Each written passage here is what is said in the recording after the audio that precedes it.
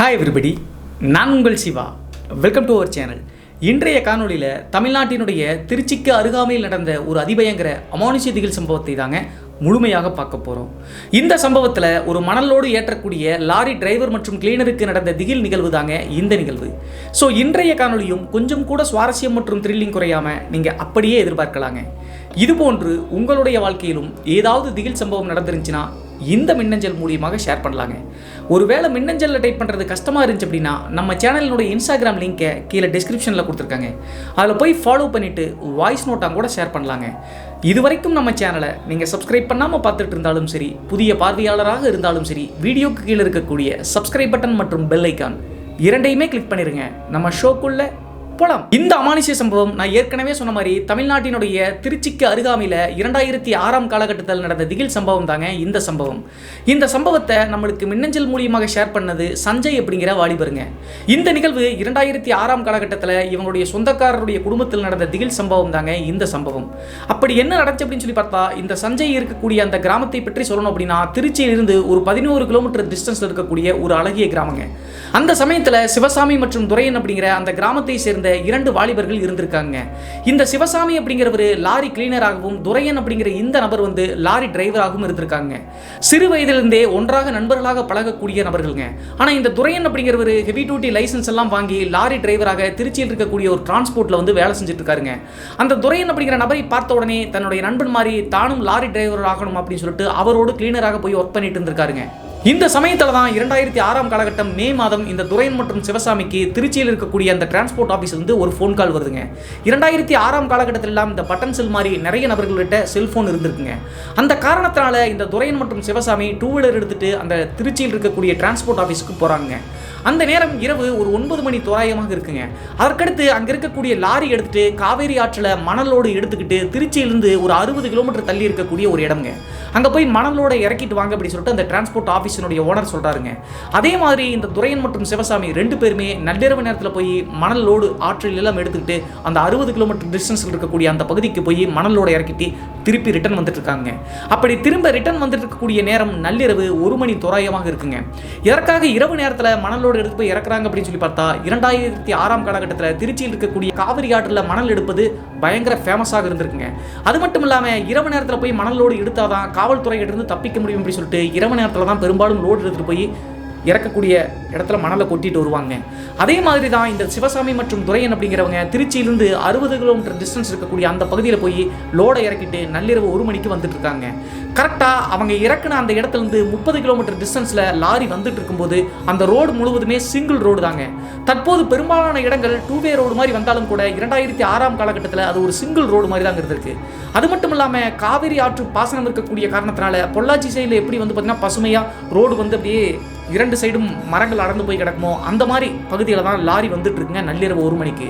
அந்த நேரத்தில் கரெக்டாக இடையில ஒரு 30 கிலோமீட்டர் டிஸ்டன்ஸ் வந்துட்டு இருக்கும்போது கொஞ்சம் தூரத்திலேயே டார்ச் லைட் அடித்து காமிக்கிற மாதிரி ஒரு பெண்மணி பார்த்தீங்கன்னா டார்ச் லைட்டை பிளிங்க் பண்ணி காமிக்கிறாங்க இந்த லாரி டிரைவர் முன்னாடி. அந்த நேரத்தில் சிவசாமி மற்றும் துரையன் 2 பேருமே ஒரு பொண்ணு நிப்பாட்ட சொல்கிறாங்கடா, நிப்பாட்டலாம் அப்படி சொல்லி சொல்கிறாங்க. அந்த நேரத்தில் அந்த பெண்மணி டார்ச் லைட் பிளிங்க் பண்ணி காமிக்கக்கூடிய அந்த இடத்துக்கு பக்கத்தில் லாரியை போய் துரையன் மற்றும் சிவசாமி பக்கத்தில் நிறுத்துறாங்க. அப்போது அந்த பெண்கிட்ட எவ்வளோ ரேட் அப்படின்னு சொல்லி கேட்டுட்டு அந்த பெண்ணை லாரியினுடைய கேபினில் ஏற சொல்கிறாங்க. அந்த நேரத்தில் அந்த பெண் என்ன சொல்கிறாங்க அப்படின்னு சொல்லி பார்த்தா, பக்கத்திலேயே ஒரு இடம் இருக்குது, லாரியை ஓரம் கட்டிட்டு அங்கே போய் அந்த செயலில் ஈடுபடலாம் அப்படி சொல்லி சொல்கிறாங்க. அந்த நேரத்தில் சிவசாமி மற்றும் துரையன் என்ன பண்ணுறாங்க அப்படின்னா, நான் சொல்கிறமில்ல நீ லாரியில் ஏறிடி அப்படின்னு சொல்லிட்டு அந்த பெண் கிட்ட பேசுகிறாங்க. எதற்காக இவங்க இருவருமே அந்த பெண் சொன்ன இடத்துக்கு போகல அப்படின்னு சொல்லி பார்த்தா, அந்த சமயத்தில் எல்லாம் இந்த மாதிரி பெண்கள் சில பெண்கள் மட்டும் அவங்க சொல்லக்கூடிய இடத்துக்கு போனாங்க அப்படின்னா அங்கே இருக்கக்கூடிய 2-3 முரடர்களை வச்சு இருக்கக்கூடிய பணத்தை எல்லாம் லாரி டிரைவர் மற்றும் கிளீனர்கிட்ட இருக்கக்கூடிய தங்க செயின் பணத்தை எல்லாம் பிடுங்கிட்டு விட்டுருவாங்க.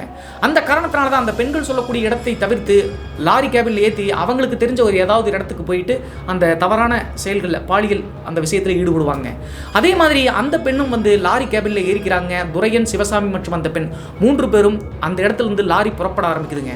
கரெக்டாக அந்த பெண் ஏறின அந்த இடத்துல ஒரு 3 கிலோமீட்டர் டிஸ்டன்ஸ் தொடர்ந்து போயிட்டே இருக்கும்போது இந்த சிவசாமி மற்றும் துரையன் அப்படிங்கிறவங்க ஏதாவது ஒரு இடம் சரியான இடம் கிடைக்குமா அப்படின்னு சொல்லிட்டு நோட் பண்ணி பார்த்துக்கிட்டே போயிட்டு இருக்காங்க. அந்த நேரத்தில் அந்த பெண் ஏறின 3 கிலோமீட்டர் டிஸ்டன்ஸில் லெஃப்ட் சைடில் ஒரு பெரிய கருவேல மரம் காடு மாதிரி அடர்ந்த காடு இருக்குங்க. அந்த காட்டுப்பகுதிக்கு நடுவில் லெஃப்ட் சைடில் வந்து பார்த்தீங்கன்னா ஒரு ஒத்தையடி பாதை மாதிரி, அதாவது மண் ரோடு மாதிரி இருக்குன்னு வச்சுக்கோங்களேன். அந்த பாதைக்குள்ளே இந்த லாரியை திருப்புறாங்க. அப்படி திருப்பும் போதே அந்த கேபில் இருக்கக்கூடிய பெண்மணி இந்த இடம் வேண்டாம் வேண்டாம் அப்படின்னு சொல்லிட்டு எவ்வளவோ சொல்கிறாங்க. ஆனால் சிவசாமி மற்றும் துரையன் 2 பேரும் ஓரளவுக்கு தண்ணி அடிச்சிருந்திருக்காங்க. அது மட்டும் இல்லாமல் இந்த அமானுஷ்யங்கள் மேலையும் கடவுள் மேலையும் அதிகமான நம்பிக்கை இல்லாத நபர்கள் அப்படின்னே சொல்லாங்க இவங்க 2 பேருமே. இளம் ரத்தமாக இருக்கக்கூடிய காரணத்தினால, அந்த பெண் மேலே இருக்கக்கூடிய மோகம் காரணத்தினால ஏதாவது இடம் கிடைச்சா போதும் சும்மா ரெடி அப்படின்னு சொல்லிட்டு அந்த கருவேலங்காட்டுக்குள்ள லெஃப்ட் சைடு இருக்கக்கூடிய மண் ரோடு வழியாக வண்டி போயிட்டே இருக்குங்க. எதற்காக மெயின் ரோட்லேயே வண்டியை நிறுத்தாமல் போகிறாங்க அப்படின்னா, பெட்ரோல் வண்டி போலீஸ்காரங்க யாராவது வந்தாங்க அப்படின்னா கண்டுபிடிச்சிருவாங்க. அதனால தான் மறைவாக இருக்கக்கூடிய இடம் அப்படின்னு சொல்லிட்டு அந்த மண் ரோடு சைடில் கருவேலம் காட்டுக்குள்ளே வண்டி போயிட்டு இருக்குங்க. ஒரு 1/2 கிலோமீட்டர் டிஸ்டன்ஸ் அந்த கருவேலம் காட்டுக்குள்ளே போயிட்டே இருக்கும்போது சைடில் வந்து ஒரு வெற்றிடம் இருக்கிற மாதிரி தோணுன உடனே இந்த துரையன் அப்படிங்கிற ஒரு வண்டியை ஓரம் கட்டுறாருங்க. வண்டியை ஓரம் கட்டிகிட்டே இருக்கும்போது திடீர்னு ஒரு வெடி வெடிக்கிற மாதிரி சத்தம் கேட்குதுங்க. இவங்க 3 பேர்த்துக்குமே. இவங்க 3 பேருமே சைடில் வண்டியை நிறுத்திட்டு என்ன ஆச்சு அப்படின்னு சொல்லிட்டு பார்க்கும்போது இவங்களுக்கு ஒரு சின்ன அதிர்ச்சிங்க. என்ன ஆச்சு அப்படின்னு சொல்லி பார்த்தா, வண்டியை ஓரங்கட்டி நிறுத்தலாம் அப்படின்னு சொல்லி சொன்னாங்க இல்லையா, அந்த இடத்துல புதர்கள் மாதிரி இருந்திருக்குங்க. சரி, முட்கள் மற்றும் செடிகள் தான் இருக்கும் அப்படின்னு சொல்லிட்டு சைடில் வண்டி ஏற்றின உடனே அங்கே இருக்கக்கூடிய ஒரு பாம்பு புத்துங்க. அந்த பாம்பு புத்து இந்த மஞ்சள் குங்குமம்லாம் வச்சு ஏதோ கோவில் மாதிரி இருந்திருக்குங்க. அதற்கு மேலே தான் இந்த வண்டியை ஏற்றி விட்டுருக்காங்க. சைட்லேயே ஒரு நிலக்கல் மாதிரி, அதாவது மயில்கல் இருக்கும் இல்லையா, அந்த மாதிரி ஒரு கல்லை நிறுத்தி வச்சு அதுக்கும் சந்தனம் குங்குமம்லாம் வச்சிருக்காங்க. அதையெல்லாம் பார்க்கும்போது ஏதோ வழிபடக்கூடிய கோவில் அப்படின்னு சொல்லிட்டு இந்த துரையன் மற்றும் சிவசாமிக்கு தெளிவாக தெரியுதுங்க. இருந்தாலும் நான் ஆல்ரெடி சொன்ன மாதிரி இவங்களுக்கு அந்த அளவுக்கு கடவுள் மேலே நம்பிக்கை இல்லாத காரணத்தினால அந்த பெண் மறுபடியும் சொல்றாங்க இது கோயில் கோயில் அப்படின்னு சொல்லிட்டு. அதற்கடுத்து அந்த பெண்ணை வலுக்கட்டாயப்படுத்தி கீழே இறங்கி அங்கிருந்து வண்டியை வந்து சைடில் நிறுத்திட்டு மறுபடியும் கொஞ்சம் காட்டுக்குள்ள உள்ள போறாருங்க இந்த துரையன் அந்த பெண்ணை கூப்பிட்டுட்டு. அந்த நேரத்தில் லாரிக்கு பாதுகாப்பாக கிளீனராக இருக்கக்கூடிய சிவசாமியை லாரியிலே இருக்க வச்சுட்டு நான் ஃபர்ஸ்ட் முடிச்சுட்டு வரேன்டா அப்புறம் போலாண்டா அப்படின்னு சொல்லிட்டு அந்த பெண்ணை கூப்பிட்டு உள்ள போறாருங்க. கரெக்டாக கொஞ்சம் தூரம் உள்ள போயிட்டே இருக்கும்போது அன்றைய காலகட்டம் நிலா வெளிச்சம் வேறங்க, பௌர்ணமி அப்படின்னு சொல்லலாம். அந்த சமயத்தில் ஒரு 1/2 கிலோமீட்டர் வண்டி லாரியை நிறுத்திட்டு மறுபடியும் 1/2 கிலோமீட்டர் உள்ள போன உடனே ஒரு பெரிய ஏரி குளம்ங்க. அந்த ஏரி குளத்துக்கு சைடில் நல்ல நிலா வெளிச்சம் இருக்கக்கூடிய காரணத்தினால ஒரு சரியான இடத்தை பார்த்து அந்த பெண்ணோடு பாலியல் இச்சையில் வந்து ஈடுபட ஆரம்பிக்கிறாருங்க இந்த துரையன் அப்படிங்கிறது. அப்போது அந்த பெண்ணுக்கும் அந்த இடத்தை பற்றி கேள்விப்பட்டு மட்டும்தாங்க இருக்காங்க, அனுபவப்படல இல்லையா. சரி, அதெல்லாம் ஒன்றும் இருக்காது அப்படின்னு சொல்லிட்டு அந்த துரையனோடு பாலியல் இச்சையில் 2 பேரும் ஈடுபட்டு இருக்காங்க. சரியாக ஒரு 5 நிமிடம் 6 நிமிடத்திலேயே ஒரு பயங்கரமான சத்தம் ஒன்று இவங்க இருவருக்குமே, துரையன் மற்றும் அந்த பெண்ணுக்கு கேட்குதுங்க. அந்த சத்தம் என்ன அப்படின்னு சொல்லி பார்த்தா, 2006ஆம் காலகட்டத்தில் அந்த கருவேலங்காட்டுடைய மத்திய பகுதியில் ஒரு குதிரை கணச்சிக்கிட்டு இவங்களை நோக்கி வரக்கூடிய அந்த சத்தம் தெளிவாக கேட்குதுங்க 2 பேர்த்துக்குமே. ஏன்னா குதிரை கணக்கக்கூடிய சத்தம் கேட்குது அப்படின்னு சொல்லிட்டு இந்த துரையன் அப்படிங்கிறவர் அந்த பெண்கிட்ட இருந்து கொஞ்சம் விலகி என்ன ஆச்சு அப்படின்னு சொல்லிட்டு காது கொடுத்து கேட்குறாருங்க. அப்போது இந்த துரையன் என்ன நினச்சிக்கிறாரு அப்படின்னு சொல்லி பார்த்தா, இந்த காட்டு பகுதியில் ஏதாவது தனியான பணக்கார பங்களாக்கான இருக்கும், அவங்க வந்து இந்த காட்சிக்காக குதிரைகளை வந்து மரியாதைக்காக வளர்ப்பாங்க, கௌரவத்துக்காக. அந்த மாதிரி குதிரையினுடைய சத்தம் தான் அப்படின்னு சொல்லிட்டு அதை பெரிதுபடுத்தாம மறுபடியும் அந்த பெண்கிட்ட பாலியல் இச்சையில ஈடுபட்டு இருந்திருக்காருங்க. அந்த நேரத்தில் அந்த குதிரை கணக்கக்கூடிய சத்தம் கொஞ்சம் கொஞ்சம் இவங்களுக்கு பக்கத்தில் நெருங்கி வர மாதிரி ஃபீல் ஆகுதுங்க. இந்த பெண்ணும் கொஞ்சம் பயந்துகிட்டே என்னமோ நடக்க போகுது அப்படின்னு சொல்லிட்டு நினைச்சுக்கிட்டே இருக்கும்போது சற்றும் எதிர்பார்க்காத நிலையில ஒரு பயங்கரமான திகில் நிகழ்வு ஒன்று இவங்க 2 பேர்த்துக்கும் நடக்குதுங்க. திடீர்னு அந்த குதிரை கணச்சுக்கிட்டே வந்து இவங்க பக்கத்துல சல்லுன்னு கிராஸ் ஆன மாதிரி கிராஸ் ஆகிட்டு இந்த பெண் மற்றும் துரையனுடைய கன்னத்தில் ஒரு சேர ஒரே நேரத்தில் பல்லார்னு அடிச்சு 2 பேர்த்தையும் தனித்தனியாக பிரித்து வீசுற மாதிரி அந்த ஃபீல் ஆகுதுங்க. கொஞ்சம் 3 அடி தள்ளி போய் விழுந்த உடனே 2 பேரும் ஃபீல் பண்ணி பார்க்குறாங்க. 2 பேர்த்துக்குமே லெஃப்ட் சைடில் வந்து பார்த்தீங்கன்னா அரைஞ்ச மாதிரி, கை பதிஞ்ச மாதிரி பயங்கர வலிங்க. அந்த நேரத்தில் துரையன் அரை போதையில் இருந்த காரணத்தினால அந்த குதிரை போகக்கூடிய அந்த இடத்த வந்து பார்க்குறாருங்க. அந்த குதிரை வந்து வேகமாக போயிட்டே இருக்குது. அதற்கு மேலே கிட்டத்தட்ட ஒரு 8 அடி 9 அடி உயரத்தில் ஒரு மர்மமான ஒரு நபருங்க. அந்த நபர் மேலே உட்காந்துக்கிட்டு ஆவேசமாக இவங்களை 2 பேர்த்தையும் அடித்து தூக்கிட்டு அந்த சைடில் போயிட்டு இருக்குங்க. இதை பார்த்த உடனே மிரண்டு போயிட்டாருங்க துரையன். அப்போதும் துரையன் என்ன நினச்சிக்கிறாரு அப்படின்னு சொல்லி பார்த்தா, ஏதோ மனிதன் தான் இதை பண்ணுறா அப்படின்னு சொல்லிட்டு நினச்சிக்கிட்டு போதையில் வந்து கத்துறாருங்க. அந்த நேரத்தில் அந்த பெண்மணி அது மனிதன் கிடையாது, அது ஐயனார் அப்படின்னு சொல்லிட்டு அப்போது தான் அந்த பெண்மணி பேச ஆரம்பிக்கிறாங்க. என்னடி சொல்கிற உளர்ற அப்படின்னு சொல்லி கேட்கும்போது, இந்த காட்டுக்கு பேரே ஐயங்காடு அப்படின்னு சொல்லுவாங்க, நான் கேள்விப்பட்டிருக்கேன். இந்த காட்டில் யாராவது தவறான எண்ணத்தோடு வந்தாங்க அப்படின்னா ஐயனார் விடமாட்டார், இது அவரோட கோட்டை, வேட்டையாடக்கூடிய கோட்டை அப்படின்னு சொல்லுவாங்க அப்படின்னு சொல்லிட்டு இந்த பெண்மணி பேச ஆரம்பிக்கிறாங்க அழுதுகிட்டு. அந்த காரணத்தினால தான் இந்த காட்டுக்கு பேர் ஐயங்காடு அப்படின்னு சொல்லிட்டு நான் கேள்விப்பட்டிருக்கேன். ஐயங்காடு அப்படிங்கிறது ஐயனார் காடு அப்படிங்கிறதா மருவி போய் இப்போ ஐயங்காடுன்னு சொல்லிட்டு இருக்காங்க. கண்டிப்பாக நம்மளை அடித்து தூக்கி வீசினது ஐயனார் தான் அப்படின்னு சொல்லிட்டு அந்த பெண் சொல்லிட்டு அங்கிருந்து கிளம்பி ஓட ட்ரை பண்ணுறாங்க. அப்போதும் அதை நம்பாத துரையன் அப்படிங்கிறவர் அந்த பெண்ணை வலுக்கட்டாயப்படுத்தி இழுத்து மறுபடியும் பாலியல் இச்சையில் ஈடுபட ட்ரை பண்ணுறாருங்க. அவ்வளவு வழியிலும் கூட திரும்பி போயிட்டு இருந்த அந்த உருவம் வானுக்கும் விண்ணுக்கும் நிற்கிற மாதிரி அப்படியே ஆப்போசிட்டில் திரும்பி மறுபடியும் இவங்களை நோக்கி வர்றதை பார்த்த உடனே அந்த காட்சியை தத்ரூபமாக பார்க்குறாருங்க துரையன். அந்த நேரத்தில் தான் அந்த பெண் சொன்னது உண்மை அப்படி சொல்லிட்டு இவருக்கு தெல்ல தெளிவாக புரியுதுங்க. அந்த குதிரைக்கு மேலே உட்காந்துருந்த அந்த நபரினுடைய உருவம் வந்து வானுக்கும் மண்ணுக்கும் அப்படியே ஆக்ரோஷ கோபத்தோடு திரும்ப ரிட்டர்ன் வர்ற மாதிரி அந்த காட்சியை பார்த்த உடனே மிரண்டு போய் துரையன் அப்படிங்கிற ஒரு ஓட்டம் பிடிக்க ஆரம்பிச்சிட்டாருங்க. அந்த நேரத்தில் துரையன் வேகமாக ஓடிட்டு இருக்கும்போது இந்த பெண்ணும் பின்னோக்கியே ஓடிட்டு இருக்காங்க. அதற்கடுத்து அந்த பெண்ணை தாண்டி கிட்டத்தட்ட ஒரு 20 அடி 30 அடி தாண்டி தன்னுடைய உயிரை காப்பாற்றினா போதும் அப்படின்னு சொல்லிட்டு ஓடி லாரி பக்கத்திலே வந்துட்டாருங்க. லாரிக்கு பக்கத்தில் வந்த உடனே துரையனை பார்த்த சிவசாமி, நான் போகட்டுமா, அந்த பெண்ணை எங்கே உட்கார வச்சிருக்க அப்படின்னு சொல்லி கேட்ட உடனே வண்டி எடுறா அப்படின்னு சொல்லிட்டு சொல்லிட்டே இருக்காருங்க. இந்த சிவசாமி அப்படிங்கிற ஒரு கிளீனராக இருக்கக்கூடிய காரணத்தினால லைசன்ஸ் மட்டும் தான் கிடையாது, வண்டியை ஓரளவுக்கு ஓட்டுவார். அப்போது என்ன ஆச்சு அப்படின்னு சொல்லி சொல்லும்போது, இங்கே ஆபத்து அதிகம்டா, எடுறா வண்டி அப்படின்னு சொல்லிட்டே இருக்காங்க. அந்த நேரத்தில் அந்த கிளீனராக இருக்கக்கூடிய சிவசாமி, அந்த பொண்ணு எங்க அப்படின்னு சொல்லிட்டு, அதெல்லாம் அவனுக்கு தேவையில்லடா, அவள் போயிடுவா, நீ வண்டி எடுறா அப்படின்னு சொல்லிட்டு ட்ரை பண்ணுறாங்க. வண்டியை ஸ்டார்ட் பண்ணி அப்படியே வண்டியை மூவ் பண்ணுறாங்க. ஒரு 2 அடி 3 அடி வண்டி தாண்டின உடனே வந்து பார்த்தீங்கன்னா வண்டியை மூவ் பண்ணவே முடியல, ஸ்டேரிங் டைட் ஆயிடுச்சு. என்ன ஆச்சு அப்படின்னு சொல்லிட்டு இறங்கி பார்க்கும்போது கரெக்டாக லெஃப்ட் சைடு டயர் வந்து அந்த புத்து மேலே, சாமி புத்து மேலே ஏற்றுனாங்க இல்லையா, அந்த டயர் வந்து பஞ்சர் ஆகி கிடக்குதுங்க. வண்டியை இதற்கு மேலே ஒரு அடி கூட மூவ் பண்ண முடியாது அப்படின்னு சொல்லிட்டு தெரிஞ்சுக்கிட்டு அந்த நேரத்தில் தான் குதிரை கணக்கக்கூடிய சத்தம் லாரியை நோக்கி வர்ற மாதிரி இவங்க ஃபீல் பண்ணுறாங்க. அதே நேரத்தில் இவங்களுக்கு பின்னாடி ஓடி வந்துட்டு இருந்த அந்த விலை மாதுவாக இருக்கக்கூடிய பெண்ணையும் காணுங்க. பயந்து போன துரையன் அப்படிங்கிற ஒரு சிவசாமி கிட்ட, வாடா மெயின் ரோட்டுக்கு போயிடலாம், வண்டி அப்படியே போட்டு சாவி எடுத்துக்கடா அப்படின்னு சொல்லிட்டு சாவி எடுத்துட்டு லாரி கேபிலிருந்து கீழே குதிச்சு வேகமாக மெயின் ரோட்டை நோக்கி ஓட்டம் பிடிக்க ஆரம்பிக்கிறாங்க. மெயின் ரோட்டுக்கு போய் சேர்ந்த உடனே அதற்கு பின்பு தான் 2 பேர்த்துக்கும் ஓரளவுக்கு உயிரே வந்திருக்குங்க. அந்த நேரத்தில் ஆல்ரெடி நிலா வெளிச்சம் இருக்கக்கூடிய காரணத்தினால ஒரு சேஃபான இடத்துல, அதாவது இந்த மெயின் ரோட்டு பக்கத்தில் போய் கொஞ்சம் தூரம் ஓடிட்டாங்க. அந்த வெட்டார வழி மாதிரி இருக்கக்கூடிய பகுதியில் போய் கொஞ்ச நேரம் உட்காந்துட்டு பேசிட்டு இருக்கும்போது சிவசாமி துரையன்கிட்ட பேச்சு கொடுக்குறாருங்க. என்னடா நடந்துச்சு சொல்லி தொலைடா அப்படின்னு சொல்லிட்டு அந்த கிளீனர் கேட்கும்போது நடந்த விஷயங்கள் அனைத்தையும் அப்படியே சொல்றாங்க. அப்போது சிவசாமிக்கும் இந்த மேல நம்பிக்கை இல்லாத காரணத்தினால இப்படியெல்லாம் நடக்க வாய்ப்பு இருக்கா அப்படின்னு சொல்லிட்டு கிண்டல் பண்றாருங்க இந்த துரையன் அப்படிங்கிறவரை. அந்த நேரத்தில் துரையனுக்கு இருக்கக்கூடிய பெரிய கேள்வி என்ன அப்படின்னு சொல்லி பார்த்தா, வண்டியை காலையில கூட போய் நம்ம எடுத்துடலாம், ஆனால் அந்த பெண்ணுக்கு என்ன ஆச்சு அப்படின்னு சொல்லிட்டு நினச்சிக்கிட்டு அந்த இடத்துலையே, அதாவது டிரான்ஸ்போர்ட் ஆஃபீஸுக்கும் கூப்பிட்டு இன்ஃபார்ம் பண்ணல. இரவு நேரம் அப்படிங்கிற காரணத்தினால வண்டி சில நேரங்களில் நைட்டே கொண்டு போய் டிரான்ஸ்போர்ட்டில் விடுவாங்க, அல்லது அவங்களுடைய வீட்டில் விட்டுட்டு காலையில கூட கொண்டு வருவாங்க. லாரி ஆஃபீஸில் அதெல்லாம் கேட்க மாட்டாங்க. அதை சாதகமாக பயன்படுத்திக்கிட்டு இந்த 2 பேரும் 5:45 மணி வரைக்கும் தூங்காமல் அந்த வெட்டார வெளியிலேயே இருந்திருக்காங்க. 5:45 மணிக்கு ஓரளவுக்கு அப்படியே வெளிச்சம் வந்த காரணத்தினால இவங்க 2 பேரும் வேகமாக அந்த மண் ரோடு சைடு உள்ளே போயிட்டு அந்த லாரியை மீட் எடுக்கலாம் அப்படின்னு சொல்லிட்டு போயிட்டு இருக்காங்க.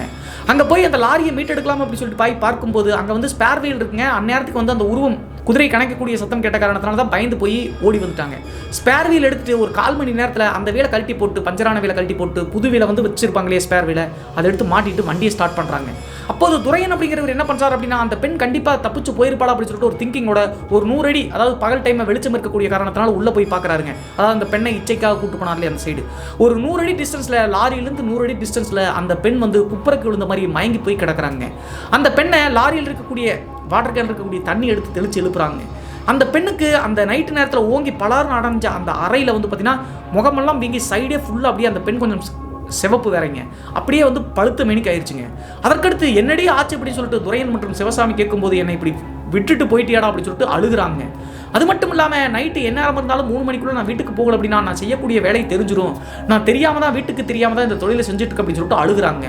வீட்டுக்கு போய் நான் என்ன பதில் சொல்ல போகிறேனோ அப்படின்னு சொல்லிட்டு ஓன்னு அழுதுட்டு அவங்ககிட்ட இருந்து பணத்தை கூட வாங்காமல் அந்த பெண் வந்து நடந்து போய், அதான் ஒரு 3 கிலோமீட்டர் தள்ளி தான் அவங்களுடைய கிராமம் இருக்குன்னு சொன்னேன் இல்லையா, அவங்க டார்ச் லைட் அடித்து நிற்பாட்டின அந்த இடத்துல இருந்து அது பேருந்து நிறுத்தங்க, அங்கேருந்து உள்ளே போனோம் அப்படின்னா அவங்களுடைய கிராமம், அந்த பெண்ணினுடைய கிராமம், அந்த கிராமத்துக்கு போகிற அப்படின்னு சொல்லிட்டு அழுதுகிட்டே போயிட்டாங்க.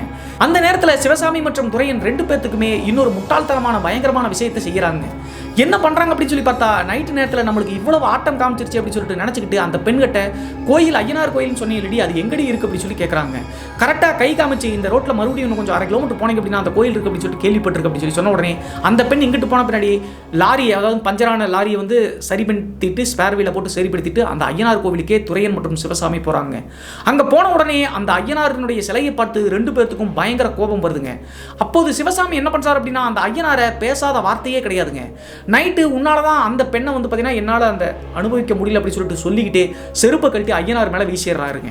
அந்த ஐயனார் அப்படிங்கிற தெய்வம் பெரும்பாலும் கோயிலுக்கு வெளியே பெரிய சிலை 6 அடி 7 அடி உயரத்தில் நிப்பாட்டு இருப்பாங்க. அந்த ஐயனார் மேலே தைரியத்தை வரவழைச்சிக்கிட்டு, அதாவது பகல் டைம் அப்படிங்கிறதுனால இவங்களுக்கு அதெல்லாம் பெருசாக தெரியல, வேகமாக வந்து பார்த்தீங்கன்னா செருப்பை வீசிடுறாருங்க. அதே நேரத்தில் இந்த துரையன் அப்படிங்கிறவரும் கடவுள் நம்பிக்கை இல்லாத காரணத்தினால அந்த ஐயனாரை பேசாத வார்த்தைகளே கிடையாதுங்க. அவ்வளவு உச்சமாக பேசிட்டாங்க. அதற்கடுத்து இவங்க 2 பேரும் அந்த ஐயனார் மேலே செருப்பையெல்லாம் வீசிட்டு, பேசாத வார்த்தைகள்லாம் பேசிட்டு, வண்டி எடுத்துட்டு டிரான்ஸ்போர்ட் ஆஃபீஸில் கொண்டு வந்து வண்டி எடுத்துட்டு வீட்டுக்கு போய் சேர்றாங்க. ஆனால் அடுத்த நாள் இரவு இவங்களுக்கு லோடு இல்லாத காரணத்தினால முன்னாடி நாள் தான் அந்த குளத்துக்கு பயந்துட்டு போய் வெளியே வெட்டார வெளியிலே பாதுகாப்பாக இருந்துட்டு இருந்தாங்க இல்லையா, தூங்காம. ஸோ இவங்க 2 பேரும் ஆழ்ந்து தூங்கிட்டு இருக்கும்போது இந்த துரையன் அப்படிங்கிற டிரைவருக்கு ஒரு பயங்கரமான விஷயம் ஒன்று நடக்குதுங்க. என்ன நடந்துச்சு அப்படின்னு சொல்லி பார்த்தா, இந்த துரையன் அப்படிங்கிறவர் ஏதோ ஒரு பயங்கரமான காட்டினுடைய மத்திய பகுதியில் நள்ளிரவு நேரத்தில் நிற்கிற மாதிரி நிற்கிறாருங்க. அந்த நேரத்தில் துரையன் அந்த காட்டுக்குள்ள நின்று இருக்கும்போது வேட்டை நாய்களுடைய குறைக்கிற சத்தம் ஆவேசமா இந்த துரையனுக்கு கேட்குதுங்க. என்னடா வேட்டை நாய்கள் பக்கத்தில் வர மாதிரி ஃபீல் ஆகுது அப்படின்னு சொல்லிட்டு நினச்சிக்கிட்டே இருக்கும்போது கொஞ்ச நேரத்திலேயே அந்த வேட்டை நாய்கள் இவரை சுத்து போட்டு அப்படியே பழச்சு நின்றுச்சுங்க. பயங்கர கடிக்கிற மாதிரி பண்ணிகிட்டே இருந்திருக்கு. அப்போது நாய்கள்கிட்ட இருந்து எப்படியாவது தப்பிக்கணும் அப்படின்னு சொல்லிட்டு நினச்சிட்டு இருக்கும்போது அந்த நாய்களுக்கு சொந்தக்காரராக இருக்கக்கூடிய ஒரு நபர் நல்ல கட்டுடைமைப்போடு இருக்கக்கூடிய ஒரு நபருங்க. ஒரு 70 வயது இருக்கக்கூடிய வயதான முதியோர் ஒருத்தர் முறுக்கு மீசை வச்சுட்டு உருமாக்கட்டெல்லாம் கட்டிக்கிட்டு வெற்று உடம்போடு ஈட்டியை கையில் வச்சுட்டு ஏதோ அந்த காட்டுக்குள்ளே முயல் வேட்டையாடுவதற்காக வந்திருப்பாருக்கேன். அவர் அந்த நாய்களுக்கு பக்கத்தில் ஏய் ஒன்றும் பண்ணாதீங்க இங்கே வாங்க அப்படின்னு சொல்கிறாங்க. அந்த நாய்கள் எல்லாமே அந்த பெரியவர்கிட்ட போயிடுச்சு. அப்போது கோவப்பட்ட இந்த துரையன் அப்படிங்கிறவர், இதெல்லாம் உன்னோட நாயாயா, இந்நேரம் என்னை கடிச்சு குதறி இருக்கும் என்னையா அப்படின்னு சொல்லிட்டு அந்த முதியோர்கிட்டையும் தப்பா அசிங்கமாக பேசுகிறாருங்க இந்த துரையன் அப்படிங்கிறவர். இவரும் ஆல்ரெடி நான் சொன்ன மாதிரி முன்கோபக்காரருங்க. அந்த நேரத்தில் சிரிச்சுக்கிட்டே அந்த முறுக்கு மீசையோடு இருக்கக்கூடிய வயதானவர், உண்மையிலதான்ப்பா தப்பு, நீ என்னை அசிங்கமாக பேசிட்டு இல்லை, மரியாதை என்கிட்ட காலில் விழுந்து மன்னிப்பு கேட்ட அப்படின்னா உன்னை உயிர் பிழைச்சி விட்டுருவேன், இல்லை அப்படின்னா கண்டிப்பாக உன்னுடைய சாவி என்னுடைய கையில் தான் அப்படின்னு சொல்லிட்டு இப்படி சாதாரணமாக சிரிச்சுக்கிட்டே பேசுகிறாருங்க. எதுக்காக இருந்தாலும் இப்படி பேசுகிறா அப்படின்னு சொல்லிட்டு பார்த்துட்டு, நான் யாருக்கும் காலில் விழுந்ததே கிடையாது, உன்னுடைய காலில் விழுவனா அப்படின்னு சொல்லிட்டு மறுபடியும் அந்த பெரியவரை திட்டிட்டு அங்கிருந்து நகர்ந்து போகிறாருங்க. அந்த நேரத்தில் அந்த முறுக்கு மேசையோடு இருக்கக்கூடிய நபர் உன்னுடைய சாவு கண்டிப்பாக என்னுடைய கையில் தான் அப்படின்னு சொல்லிட்டு ஆவேச சிரிப்போடு அந்த வேட்டை நாய்களோடு நின்றுட்டு இருக்காருங்க, கையில் ஈட்டியோடு. இந்த காட்சிகள்லாம் தன்னுடைய மனசுக்குள்ள அப்படியே திரைப்படம் மாதிரி போயிட்டு இருக்கும்போது டக்குன்னு முடிச்சு எந்திரிச்சுக்கிறாருங்க இந்த துரையன் அப்படிங்கிறவர். என்ன நடந்துச்சு அப்படின்னு சொல்லி பார்த்தா, இது எல்லாமே இவருக்கு கனவுல தாங்க வந்திருக்கு. அப்போதுதான் அந்த பெரியவர் யாரு, எதற்காக அந்த காட்டுக்குள்ள போனோம், வேட்டை நாய்கள்லாம் நம்மளை எதுக்கு கடிக்க வந்துச்சு அப்படின்னு சொல்லிட்டு யோசிச்சுட்டே இருந்திருக்காருங்க. இவருக்கு நான் ஆல்ரெடி சொன்ன மாதிரி கடவுள் நம்பிக்கை இல்லாத காரணத்தினால அதை பெரிதுபடுத்தாம கெட்ட கனவு அப்படின்னு சொல்லிட்டு அப்படியே விட்டுட்டாருங்க. கிட்டத்தட்ட ஒரு வார காலகட்டம் கழிச்சு மறுபடியும் இந்த துரையன் அப்படிங்கிறவருக்கு அந்த டிரான்ஸ்போர்ட் ஆஃபீஸ் கால் பண்ணி கூப்பிடுறாங்க.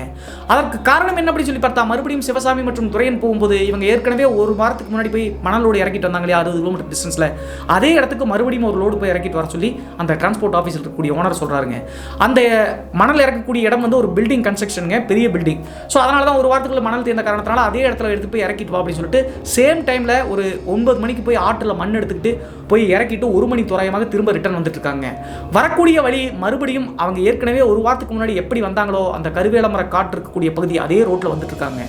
சரியாக 30 கிலோமீட்டர் டிஸ்டன்ஸ் வந்துட்டு இருக்கும்போது ஏற்கனவே முதல் முறை எப்படி அந்த பெண்மணி அந்த இடத்துல நின்று டார்ச் லைட் பிளிங்க் பண்ணாங்களோ அதே பெண்மணி அதே இடத்துல அந்த கிராமத்துக்கு சைடு இருக்கக்கூடிய பேருந்து நிறுத்தத்தில் நின்றுட்டு சேம் சேரி சேம் அப்படியே காட்சின்னு வச்சுக்கோங்களேன், அந்த பெண்மணி நிறுத்திட்டு பிளிங்க் பண்ணுறாங்க. அப்போது அதை பார்த்த இந்த கிளீனராக இருக்கக்கூடிய சிவசாமி, டே துரையா அந்த பொண்ணு நிப்பாட்டுறா நிறுத்துறா அன்னைக்கு தான் மிஸ் பண்ணிட்டேன், இன்னைக்கு நான் விடமாட்டேன் அப்படின்னு சொல்லி சொல்கிறாங்க. ஆனால் ஏற்கனவே அந்த ஒரு வாரத்துக்கு முன்னாடி நடந்த அந்த நிகழ்வெல்லாம் நினச்சி பார்த்துட்டு எனக்கு மூடு இல்லடா, வேண்டாண்டா, போயிடலாம் அப்படின்னு சொல்லிட்டு இந்த துரையன் சொல்லியிருக்காருங்க. இருந்தாலும் இந்த சிவசாமி அப்படிங்கிற ஒரு எனக்கு மூடு இருக்கு, நீ வண்டியை நிறுத்து அப்படின்னு சொல்லி சொன்ன உடனே வேற வழி இல்லாமல் நீ சொன்னால் கேட்க மாட்டேன் அப்படின்னு சொல்லிட்டு அந்த பெண்கிட்ட வண்டியை நிறுத்துறாங்க. அந்த நேரத்தில் அந்த பெண் சிரிச்சுக்கிட்டே, நான் லாரி கேபினில் ஏறிட்டுமா அப்படின்னு சொல்லிட்டு அந்த கேட்குறாங்க. அப்போது அடி வாங்கினது பத்தாதா அப்படின்னு சொல்லிட்டு துரையன் முணுமுணுத்துக்கிட்டே இருக்கும்போது அந்த பெண் பார்த்தீங்கன்னா லாரி கேபினில் ஏற ட்ரை பண்ணுறாங்க. அந்த நேரத்தில் இந்த துரையன் அப்படிங்கிறது தான் மூடு இல்லைன்னு சொல்லிட்டாரு. எனக்கு மூடு இல்லை, நீ வண்டியினுடைய பின்னாடி லோடு ஏற்றக்கூடிய பகுதியில் ஏறிக்கோ, சிவசாமி நீயும் அங்கே போடா அப்படின்னு சொல்லி சொல்கிறாங்க. அப்படி சொன்ன உடனே அந்த பெண்மணியும் வண்டியினுடைய லாரியினுடைய பின் சைடு இருக்கக்கூடிய லோடு பகுதியில் ஏறுறாங்க. இந்த மாதிரி பெண்களுக்கு இதெல்லாம் லாரியில் ஏறுவது அடிக்கடி பழகக்கூடிய விஷயம் தாங்க, அதனால் ஈஸியாக ஏறிடுவாங்க. அதற்கடுத்து அங்கிருந்து வண்டியை மூவ் பண்ணிகிட்டே போயிட்டு இருக்கும்போது வண்டி ரன்னிங்கில் போயிட்டு இருக்கும்போது லாரி கேபினில் இருக்கக்கூடிய சிவசாமி அப்படிங்கிறவர், நான் பின்னாடி போய் அந்த பெண்கிட்ட பாலியல் இச்சையில் ஈடுபடுற அப்படின்னு சொல்லி சொல்கிறாங்க. சரி போடா அப்படின்னு சொல்லி சொன்ன உடனே வண்டி ரன்னிங்கில் போயிட்டே இருக்குங்க. கரெக்டாக லாரி கேபின்லேருந்து பின்னாடி இந்த லாரி கிளீனர்ஸ் மற்றும் டிரைவர்ஸ்லாம் பார்த்தீங்கன்னா கேபின்லேருந்து அப்படியே டோரை திறந்து இந்த சைடு லோடுக்கு இருக்கக்கூடிய பகுதிக்கு வர்றது ரொம்ப ஈஸி தான். அந்த மாதிரி இந்த சிவசாமி அப்படிங்கிற ஒரு ரன்னிங்லேயே பின்னாடி சைடு ஏற ட்ரை பண்ணுறாருங்க. அந்த நேரத்தில் லாரி டிரைவராக இருக்கக்கூடிய கிளீனர் கரெக்டாக 3 கிலோமீட்டர் அப்படிங்கிறது ரொம்ப ஸ்பீடில் வண்டி வந்துடும் இல்லையா, அந்த கருவேலங்காட்டு பகுதிக்கு வண்டி போயிட்டே இருக்கும்போது இந்த கிளீனர் அங்கிட்டிருந்து இங்கிட்டு இடம் மாறுறாருங்க. அப்போது அந்த இடத்தை பார்த்த உடனே கொஞ்சம் பயம் ஏற்பட்டு வண்டியை கொஞ்சம் வேகமாகவே மூவ் பண்ணிட்டு இருக்காருங்க. ஒரு 80-90 கிலோமீட்டர் ஸ்பீடில் போயிட்டு இருக்கும். கரெக்டாக அந்த லாரி கிளீனராக இருக்கக்கூடிய சிவசாமி அப்படிங்கிற ஒரு முன்னாடி கேபிலிருந்து பின்னாடி லோடுக்கு இறங்கின உடனே அந்த மண் ரோடு இருக்கக்கூடிய கருவேலங்காட்டு பகுதியில் இவங்க ஏற்கனவே அந்த லெஃப்ட் சைடில் போனாங்க இல்லையா, அந்த இடத்துக்கு போன உடனே திடீர்னு ஒரு வெடி சத்தம் கேட்குதுங்க. இவங்க துரையனுக்கு. என்னடா ஆச்சு அப்படின்னு சொல்லிட்டு வண்டியை நிறுத்தி பார்க்கும்போது துரையனுக்கு ஒரு பெரிய அதிர்ச்சி அப்படின்னு சொல்லலாங்க. இந்த லாரி கேபிலிருந்து பின்னாடி லோடுக்கு ஏறின அந்த நபர் வந்து பார்த்தீங்கன்னா பின்னாடி லாரியினுடைய பின் சைடு டயரில் வந்து மிஸ் ஆகிட்டாருங்க. உள்ளே விழுந்து ஸ்பாட்லேயே வந்து வண்டி பின்னாடி டயர் வந்து மேலே ஏறி இறங்கிருச்சுங்க. அந்த நேரத்தில் உயிருக்கு போராடிட்டு துரையா அப்படின்னு சொல்லிட்டு கூப்பிட்டு இருக்காருங்க. பின்னாடி இந்த இருப்போட ஏறிச்சு. அப்போது இந்த துரையன் அப்படிங்கிற ஒரு மிரண்டு போய் என்னடா ஆச்சு எப்படா விழுந்து அப்படின்னு சொல்லி கேட்கும்போது டே பின்னாடி இருந்தது பொண்ணு கிடையாதா அப்படின்னு சொல்லிட்டு அந்த வார்த்தை மட்டும் அந்த உயிர் போகக்கூடிய நிலையில சொல்றாருங்க. அந்த நேரத்தில் தான் பின்னாடி லோடில் இருந்த அவருடைய சத்தம் காணமே அப்படின்னு சொல்லிட்டு அவரை விட்டுட்டு லோடில் பின்னாடி அந்த லோடு இருக்கக்கூடிய சைடில் லாரியினுடைய அந்த சைடில் போய் பார்க்குறாங்க. அங்கே பார்க்கும்போது அந்த பெண்மணி பின்னாடி ஏறினாங்க இல்லையா, அந்த பெண் அங்கே காணுங்க.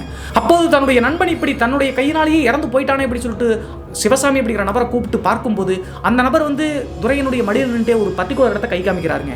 அந்த நபர் கை காமிக்கக்கூடிய இடம் எது அப்படின்னு சொல்லி பார்த்தா அந்த லெஃப்ட் சைடில் மண் ரோடு போகுது இல்லையா, அந்த கருவேலங்காட்டுக்குள்ள அந்த பகுதியை நோக்கி தாங்க கை காமிக்கிறாரு. அப்போது அந்த இடத்தை பார்த்த துரையனுக்கு பேர் அதிர்ச்சி அப்படின்னு சொல்லலாங்க. அந்த மண் ரோடு சைடில் போயிட்டு இருக்கக்கூடிய அந்த பெண் என்ன பண்ணுறாங்க அப்படின்னு சொல்லி பார்த்தா லாரியில் சைட்லேருந்து பின் சைட்லேருந்து அப்படியே சிரிச்சுக்கிட்டே இவங்களை பார்த்துக்கிட்டே போயிட்டு இருக்காங்க. அப்போது கோபப்பட்ட துரையன் அப்படிங்கிற ஏ அப்படின்னு சொல்லிட்டு கத்திக்கிட்டே இருக்கும்போது துரையனை வந்து உயிருக்கு போராடி இருக்கக்கூடிய சிவசாமி கையை இறுக்கி பிடிக்கிறாருங்க. அந்த நேரத்தில் தான் துரையன் அந்த பெண்மணியை ஒத்து பார்க்கும்போது ஒரு பெரிய அதிர்ச்சி மறுபடியும் அப்படின்னு சொல்லலாங்க. அந்த பெண்மணி இயல்பான ஒரு பெண்மணியாக இல்லாமல் அப்படியே அந்த இடத்துல அந்த கருவேல மரத்தினுடைய சைடு பகுதியில் இவங்களை பார்த்துக்கிட்டு அப்படியே சிரிச்சுக்கிட்டே சைடில் போகிறத பார்த்துட்டு மிரண்டு போயிட்டாருங்க. அந்த பெண்மணியினுடைய கால்கள் கொஞ்சம் கூட தரையில் படாத மாதிரி அப்படியே அந்த கருவேல மரத்தினுடைய சைடில் காற்றில் பறக்கிற மாதிரி அந்த உருவம் போயிட்டு இருக்குங்க. மிரண்டு போன துரையன் அடுத்த நொடியே வந்து தன்னுடைய பட்டன் செல் எடுத்து டிரான்ஸ்போர்ட் ஆஃபீஸ்க்கு இன்ஃபார்ம் பண்ணிட்டாருங்க. இப்படி சிவசாமி லாரியில் அடிபட்டார் அப்படி சொல்லிட்டு. அப்படி பேசிட்டு இருக்கக்கூடிய அதே நொடியில் துரையனுடைய மடியிலேயே சிவசாமியினுடைய உயிர் பிரிஞ்சதுங்க. அதற்கடுத்து அந்த டிரான்ஸ்போர்ட் ஆஃபீஸ்லேருந்து இவங்களை காப்பாற்றுவதற்காக ஒரு ஆம்புலன்ஸ்க்கு அரேஞ்ச் பண்ணிட்டு அந்த இடத்த சொல்லிட்டு அங்கிருந்து வந்துட்டு இருக்காங்க டிரான்ஸ்போர்ட் ஆஃபீஸ்லேருந்து.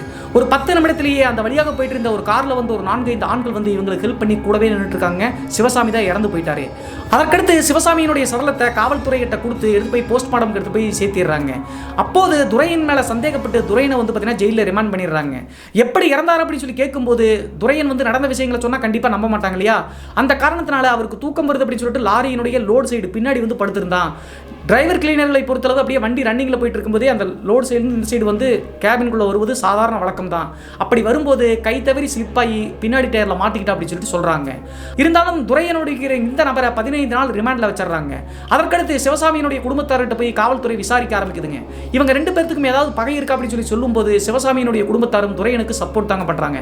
ரொம்ப உற்ற நண்பர்கள் சின்ன வயசுலேருந்தே கண்டிப்பாக அவர் வந்து இப்படி கொல்ல வாய்ப்பே கிடையாது அப்படின்னு சொல்லி சொன்ன காரணத்தினால கேஸ் இல்லாமல் துரையன் சொன்னதை வாக்கு மூலமாக எடுத்துக்கிட்டு வந்து பார்த்தீங்கன்னா அவரை ரிலீஸ் பண்ணிடுறாங்க. ஒரு 20 நாள் கழிச்சு ஜெயிலிருந்து மீண்டும் வந்துடுறாரு.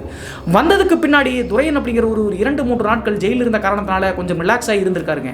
அதற்கடுத்து துரையனுக்கு இருக்கக்கூடிய பெரிய கேள்வி என்ன அப்படின்னு சொல்லி பார்த்தா அந்த பெண் எப்படி ஆவி உருவத்தில் வந்து தன்னுடைய நண்பனை இப்படி பழிவாங்கிச்சு அப்படின்னு சொல்லிட்டு யோசிச்சுக்கிட்டே இருக்காருங்க. அதனால் அந்த பெண் அவங்க இருக்கக்கூடிய ஊரில் போய் விசாரிச்சிடலாம் அப்படின்னு சொல்லிட்டு முடிவெடுக்கிறாருங்க துரையன். அந்த நேரத்தில் தான் இந்த மின்னஞ்சல் எழுப்பின சஞ்சயினுடைய அப்பா வந்து இவங்களுக்கு சொந்தக்காரங்கன்னு சொன்னோம் இல்லையா, நடந்த விஷயங்கள் அந்த ஐயனார் கோயிலில் நடந்த விஷயங்கள் அனைத்தையும் அவங்களுக்கு அந்த அமானுஷ்ய சம்பவங்கள் அனைத்தையுமே அழுதுகிட்டே ஷேர் பண்ணியிருக்காருங்க சஞ்சயினுடைய அப்பா கிட்ட, இந்த மின்னஞ்சல் எழுப்பின நபருடைய அப்பா கிட்ட. அதற்கடுத்து கண்டிப்பாக ஐயனாரனுடைய வேலை தாண்டா இது, நீங்கள் போய் கண்டிப்பாக மன்னிப்பு கேட்டுருங்கடா அப்படின்னு சொல்லி சொல்கிறாருங்க சஞ்சயினுடைய அப்பா. அப்போது சஞ்சயினுடைய அப்பா சிவசாமி இறந்ததற்கான முக்கிய காரணம் என்ன அப்படின்னு சொல்லி பார்த்தா ஐயனார் சாமியின் மேலே செருப்பை வீசி அசிங்கமாக பேசினது இந்த கிளீனராக இருக்கக்கூடிய சிவசாமி தான். கரெக்டாக அதே இடத்துல அந்த கருவேலங்காட்டு பகுதியில் கோயிலுக்கு போகிற வழியிலேயே இவரை வந்து ஆக்சிடென்ட் ஏற்படுத்தி பழி வாங்கியிருக்குங்க. அந்த நேரத்தில் தான் இந்த பெண்ணை போய் நம்ம பார்த்துடலாம், அது உண்மையா பொய்யா அப்படின்னு சொல்லிட்டு தெரிஞ்சுக்கலாம் அப்படின்னு சொல்லிட்டு இவர் என்ன பண்ணுறாருன்னா ஒரு 2-3 நாட்கள் ஜெயிலிருந்து மீண்டு வந்து பெண் வந்து டார்ச் லைட் அடித்து காமிச்சாங்க இல்லையா, அந்த பேருந்து நிறுத்தம் சொன்னோம் இல்லையா, அந்த பேருந்து நிறுத்தத்திலிருந்து உள்ளே போனோம் அப்படின்னா அந்த பெண்ணினுடைய கிராமங்க. அந்த கிராமத்துக்கு போய் விசாரிக்க ஆரம்பிக்கிறாருங்க இந்த துரையன் அப்படிங்கிறவர். அந்த பெண்ணை பார்க்கும்போது அந்த பெண்கிட்ட பேர் கேட்டிருக்காங்க செல்வி அப்படின்னு சொல்லியிருக்காங்க. அப்போது அந்த கிராமத்தில் போய் எல்லாத்துக்கிட்டையுமே செல்வி அப்படின்னு சொல்லிட்டு யாராவது இங்கே இருக்காங்களா அப்படின்னு சொல்லி கேட்கும்போது யாருக்குமே செல்வி அப்படின்னு சொல்லிட்டு ஒரு பெண்ணை காணவே இல்லைங்க. பெரும்பாலும் இந்த மாதிரி இருக்கக்கூடிய பெண்கள் உண்மை பேரை சொல்லவே மாட்டாங்க. அதற்கடுத்து நம்மகிட்ட சொன்னது பொய்யான பேர் அப்படின்னு சொல்லிட்டு தெரிஞ்சுக்கிட்டு வண்டியை ஸ்டார்ட் பண்ணி திரும்ப 2 வீலர் எடுத்து திரும்பி வரலாம் அப்படின்னு சொல்லிட்டு துரையன் யோசிக்கும் போது தான் இன்னொரு விஷயத்தை திங்க் பண்ணுறாருங்க. ஒரு 20 நாட்கள், அதாவது 20 நாட்கள் 25 நாட்கள் 2-3 வாரத்துக்கு முன்னாடி இந்த கிராமத்தில் யாராவது இறந்து போயிருக்காங்களா அப்படின்னு சொல்லிட்டு அங்கே விளையாண்டுட்டு இருக்கக்கூடிய ஒரு பையன்கிட்ட, ஒரு 8-9 வயசு இருக்கக்கூடிய பையன்கிட்ட கேட்டிருக்காருங்க. அந்த பையன் டக்குன்னு போட்டு உடச்சிட்றாங்க. அந்த பையன் என்ன சொல்லியிருக்கான் அப்படின்னு சொல்லி பார்த்தா, கிட்டத்தட்ட 2 வாரத்துக்கு முன்னாடி ஒரு அக்கா இங்கே இறந்து போனாங்க எங்கள் ஊரில் அப்படின்னு சொல்லி சொன்ன பின்பு தான் உடனே டக்குன்னு சிங்க் ஆகுதுங்க. அந்த பெண்ணை பற்றி அந்த ஊரில் இருக்கக்கூடிய பெட்டிக்கடைக்காரர்கிட்ட விசாரிக்கும் போது அந்த நபர் சொல்ல ஆரம்பிக்கிறாருங்க, அந்த பெண் செத்ததே நல்லது தான், அவன் வந்து தவறான இந்த பாலியல் தொழில் ஈடுபட்டது அவங்களுடைய வீட்டுக்காரருக்கு தெரிஞ்சிச்சு அப்படின்னு சொல்லி சொல்கிறாங்க. அந்த பெண் என்ன பண்ணியிருக்காங்க அப்படின்னு சொல்லி பார்த்தா, 2 குழந்தைகள் இருந்திருக்காங்க, கணவர் வந்து வெளியூரில் தங்கி வேலை செய்கிறாரு, அதை சாதகமாக பயன்படுத்தி தான் இந்த தொழிலில் வந்து ஈடுபட்டு இருந்திருக்காங்க. அது மட்டும் இல்லாமல் கணவரனுடைய அப்பா அம்மா மாமியார் மாமனார் இருக்கக்கூடிய வீட்டுக்கு சைட்லேயே தான் இந்த 2 குழந்தைகளோடு தூங்க வச்சுட்டு நைட்டு ஒரு 1 மணிக்கு 1:30 மணிக்கு யாருக்கும் தெரியாமல் போனாங்க அப்படின்னா 3 மணி 4 மணிக்குள்ள திரும்பி தெரியாமல் வந்துருவாங்க. இந்த மாதிரி ஈடுபடும் போது தான் அன்றைய நாள் வந்து அந்த குளத்துக்குள்ளேயே மயக்கம் போட்டு கிடந்து காலையில் தான் எந்திரிச்சு போனாங்க. கடைசியில் காலையில் இந்த பெண் போகும்போது சைடில் வரல ஐயனார் அடித்து கண்ணமெல்லாம் வீங்கிருக்கு இல்லையா, ஒரு வழியாக இந்த பெண் என்ன செய்கிறாங்க அப்படின்னு சொல்லிட்டு கண்டுபிடிச்சிட்டாங்க. உடனே தங்கள் வேலை செய்யக்கூடிய அவங்களுடைய கணவருக்கு இன்ஃபார்ம் பண்ணி அவருடைய கணவருக்கும் இந்த பெண்ணுக்கும் கிராமத்தில் பயங்கர சண்டை வருதுங்க. அந்த நேரத்தில் ஊரில் இருக்கக்கூடிய தோழிகள் கிட்ட, அதாவது இந்த பெண் என்ன பண்ணியிருக்காங்கன்னா தோழிகள் கிட்ட பெரும்பாலும் உளறிடுவாங்க இல்லையா, இந்த விஷயத்தை எல்லாத்தையும் சொல்லியிருக்காங்க. கடைசியாக அந்த தோழிகள் இந்த பெண்ணுக்கு துரோகம் பண்ணி அவருடைய கணவர்கிட்ட போட்டு கொடுத்துறாங்க, இந்த பெண் பாலியல் தொழிலில் ஈடுபடுறாங்க அப்படின்னு சொல்லிட்டு. அந்த காரணத்தினால பயங்கர வாக்குவாதமாகி கரெக்டாக அந்த முதல் சம்பவம் ஃபஸ்ட்டு இவங்க 25 நாளைக்கு முன்னாடி அந்த சம்பவம் நடந்துச்சு இல்லையா, அன்றைய நாள் காலையில் எழுந்திரிச்சு போகும்போதே 2-3 நாட்கள்லேயே அந்த பெண் வந்து தூக்கு போட்டு கணவர்கிட்ட சண்டை வந்து தூக்கு போட்டு இறந்துட்டாங்க வீட்டில். அந்த பெண்ணினுடைய ஆவி தான் 20 நாள் கழிச்சு கரெக்டாக 2வது சம்பவம் நடக்கும்போது அந்த ஆவியினுடைய உருவத்தில் அந்த ஐயனார் தான் இதையெல்லாம் செஞ்சிருக்காருன்னு வச்சுங்களேன். அந்த பெண்ணையே ஏவலாக பயன்படுத்தி கடைசியாக அந்த ஐயனார் கோவிலுக்குள்ள போய் தப்பான எண்ணத்தோடு போய் செருப்பெல்லாம் வீசி இதெல்லாம் பண்ணாங்க இல்லையா, சரியாக சிவசாமியை போட்டு தள்ளிடுச்சு அப்படின்னு சொல்லிட்டு அப்போது தான் துரையனுக்கு புரியுதுங்க. மிரண்டு போன துரையன் வீட்டுக்கு வந்து மறுபடியும் சஞ்சயனுடைய அப்பா கிட்ட சொல்லி முடிச்சிருக்காருங்க. அந்த நேரத்தில் எப்படியாவது அந்த ஐயனார் கோவிலுக்கு போய் நீ மன்னிப்பு கேட்டுறதா, இல்லைன்னா உன்னை விடவே விடாது அப்படின்னு சொல்லி சொல்கிறாங்க. ஆனால் இவருக்கு அந்த ஐயனார் கோவிலுக்கு போவதற்கு தைரியமே வரலைங்க. என்ன காரணம் அப்படின்னா, சிவசாமியை செருப்படுத்தி வீசினாலும் கூட இவர் ஐயனாரை பேசாத வார்த்தைகளே கிடையாதுங்க. இந்த சமயத்தில் மறுபடியும் ஒரு 10 நாட்கள் வந்து அந்த ஐயனார் கோவிலுக்கு போய் மன்னிப்பு கேட்கறதுக்கான வாய்ப்பே இவருக்கு கிடைக்கவும் இல்லைங்க, இவர் நினைக்கவும் இல்லை. 10 நாள் கழிச்சு அந்த டிரான்ஸ்போர்ட் ஆஃபீஸ்லேருந்து மறுபடியும் துரையனுக்கு ஃபோன் பண்ணுறாங்க. பகல் நேரத்தில் தான் ஃபோன் பண்ணுறாங்க. என்ன சொல்கிறாங்க அப்படின்னு சொல்லி பார்த்தா, டிரைவர் வந்து ரொம்ப டிமாண்டாக இருக்குடா, ஒரு லோடு மட்டும் எடுத்துகிட்டு போய் இறக்கணும், கரெக்டாக அதே பில்டிங் தாங்க, எடுத்துகிட்டு போய் இறக்கணும், நீ போய் இறக்கிட்டு வந்துடுறா, உனக்கு கிளீனர் வேணா டிரான்ஸ்போர்ட் ஆஃபீஸ்லேருந்து வேற ஒரு பையனை அனுப்பி வைக்கிற அப்படின்னு சொல்லிட்டு டிரான்ஸ்போர்ட்னுடைய ஓனர் சொல்கிறாருங்க. வேறு வழி இல்லாமல் இவரும் வந்து பகல் நேரம் அப்படிங்கிற காரணத்தினால பெருசுப்படுத்தாமல் அந்த இடத்துல போய் லோடு எடுத்து நைட்டே லோடு கொண்டு வந்து டிரான்ஸ்போர்ட் ஆஃபீஸில் லோட் பண்ணி வச்சுட்டாங்க. எடுத்துகிட்டு போய் இறக்கிட்டு திரும்ப மதியம் 12 மணிக்கு அந்த இன்னொரு கிளீனர் டிரான்ஸ்போர்ட் ஆஃபீஸ்னு சொன்ன கிளீனரோடு வந்துட்டு இருக்காருங்க. சரியாக ரிட்டர்ன் வரும்போது அந்த கருவேலங்காட்டு பகுதியில் தான் துரையன் வந்துட்டு இருக்காருங்க. இவருக்கு கைகாலெல்லாம் முதல ஆரம்பிச்சிருச்சு. ஆல்ரெடி அந்த அமானுஷ சம்பவம் நடந்தது எல்லாமே அங்கே தான். அதற்கடுத்து சிவசாமி தன்னுடைய நண்பன் இறந்த அந்த இடத்த பக்கத்தில் வரும்போது ரொம்ப ஸ்பீடாக போயிட்டு இருந்திருக்காருங்க. அது ஒரு பெண்டுமாக இருக்கக்கூடிய பகுதி காரணத்தினால தனியார் பேருந்துன்னு ஆப்போசிட்லேருந்து வந்திருக்குங்க. யார் மேலே தவறு அப்படின்னு சொல்லிட்டு தெரியலிங்க. நிதானம் தடுமாறி லெஃப்ட் சைடில் ஏறதுக்கு பதில் திடீர்னு ரைட் சைடு ஏறி இருக்காருங்க இந்த துரையன் அப்படிங்கிற ஒரு பெரிய ஒரு புளிய மரம் இருக்கக்கூடிய காரணத்தினால டிரைவர் பகுதி ரைட் சைடில் இருந்தால் டிரைவர் பகுதி தானே, நேராக போய் டிரைவர் இருக்கக்கூடிய பகுதியோடு சேர்த்து லாரி வந்து பார்த்தீங்கன்னா மரத்துலேயே இடிச்சிருச்சுங்க. இடிச்சு அடுத்தனுடைய அந்த டிரைவர் சைடு கேபின் ஃபுல்லாகவே இப்படி நொறுங்கி போச்சுங்க. ஸ்பாட்லேயே வந்து துரையன் அப்படிங்கிறவரும் இறந்து போயிடுறாருங்க. கிளீனருக்கு ஒரு அடி கூட படல. அதற்கடுத்து டிரான்ஸ்போர்ட் ஆஃபீஸ்லேருந்து மீண்டும் வந்து பார்க்கும்போது டிரான்ஸ்போர்ட் ஆஃபீஸில் இருக்கக்கூடிய எல்லாருமே மிரண்டு போயிட்டாங்க. கிளீனர் இதே இடத்துல தான் அந்த லெஃப்ட் சைடில் கருவேலங்காட்டு பகுதியில் லெஃப்ட் சைடில் போகக்கூடிய பகுதியில் தான் இறந்து போனார். அந்த இடத்துல ஒரு 5 அடி தூரத்துலேயே வந்து துரையனும் இறந்து போயிட்டாங்க அப்படின்னு சொல்லிட்டு நினச்சி பார்க்கும்போது மிரண்டே போயிட்டாங்க. அப்போது துரையன் ஆக்சிடென்ட் ஆகி இருக்கக்கூடிய சம்பவத்தை கேள்விப்பட்டு இந்த விண்ணஞ்சலி நண்பன் சஞ்சயனுடைய அப்பா வந்து ரிலேஷன் தான் சொன்னேன், அவர் போய் இந்த ஸ்பாட்டில் பார்க்குறாருங்க. அந்த நேரத்தில் தான் சஞ்சயனுடைய அப்பாவுக்கு மட்டும்தாங்க தெரியும், ஏற்கனவே துரையன் வந்து நடந்த விஷயங்கள் எல்லாத்தையும் சொல்லிட்டாரு. நம்ம இந்த வீடியோக்கு முன்னாடி இசக்கியம்மன் மற்றும் பத்ரகாளியம்மன் கோவிலுடைய வரலாற்றை பற்றி போட்டிருந்தாங்க. அந்த சம்பவத்தை பார்த்துட்டு இருக்கும்போது சஞ்சய் அப்படிங்கிறவர் யதார்த்தமாக தன்னுடைய அப்பா என்னடா பார்த்துட்டு இருக்கு அப்படின்னு சொல்லி கேட்கும்போது இந்த வீடியோ பார்த்துருக்காருங்க. அதற்கடுத்து 2006 காலகட்டத்தில் அவனுடைய நண்பராக இருக்கக்கூடிய ரிலேஷனாக இருக்கக்கூடிய அந்த நபருக்கு நடந்த விஷயத்தை சஞ்சய் கிட்ட அப்படியே இதை வந்து சிவா அண்ணன் கிட்ட ஷேர் பண்ணு அப்படின்னு சொல்லி இருக்காங்க. நம்மளும் இந்த விஷயத்தை அப்படியே ஷேர் பண்ணிட்டாங்க. சஞ்சய்க்கும் அவங்களுடைய அப்பாவுக்கும் ஒரு நன்றி சொல்லிடலாம். இந்த சம்பவத்தில் நம்ம தெரிஞ்சுக்க வேண்டியது என்ன அப்படின்னு சொல்லி பார்த்தா, வாழ்க்கையில் வந்து சபல புத்தி அப்படிங்கிறது இருக்கவே கூடாதுங்க, அது யாராக இருந்தாலும் கூட. அது மட்டும் இல்லாமல் நம்ம நிறைய வீடியோக்களில் சொல்லியிருக்காங்க, அமானுஷங்கள் மற்றும் தெய்வத்து மேலே நம்பிக்கை இல்லை அப்படின்னா அதை வந்து நீங்கள் போய் கும்பிட தேவையில்லைங்க, வழிபட தேவையில்லை. அதை தவிர்த்து அதை தவறான எண்ணத்தோடு சீர்நிலைங்க அப்படின்னா இந்த மாதிரி விபரீதத்தில் ஈடுபட நிறைய வாய்ப்புகள் இருக்குது அப்படிங்கிறத புரிஞ்சுக்கணும் நண்பர்களே. இன்றைய காணொலி பற்றிய உங்களுடைய கருத்துக்களும் வரவேற்கப்படுகின்றன. மறக்காம கமெண்ட் பாக்ஸில் கமெண்ட் பண்ணுங்க. இதுபோன்று உங்களுடைய வாழ்க்கையிலும் ஏதாவது திகில் சம்பவம் நடந்துருச்சுன்னா இந்த மின்னஞ்சல் மூலியமாக அதை ஷேர் பண்ணலாங்க. ஒருவேளை மின்னஞ்சலில் டைப் பண்ணுறது கஷ்டமாக இருந்துச்சு அப்படின்னா நம்ம சேனலினுடைய இன்ஸ்டாகிராம் லிங்கை கீழே டிஸ்கிரிப்ஷனில் கொடுத்துருக்கேங்க. அதில் போய் ஃபாலோ பண்ணிவிட்டு வாய்ஸ் நோட்டாக கூட ஷேர் பண்ணலாங்க. மீண்டும் ஒரு த்ரில்லிங்கான அமானுஷ எபிசோடுடன் உங்களை சந்திக்கும் வரை நான் உங்கள் சிவா.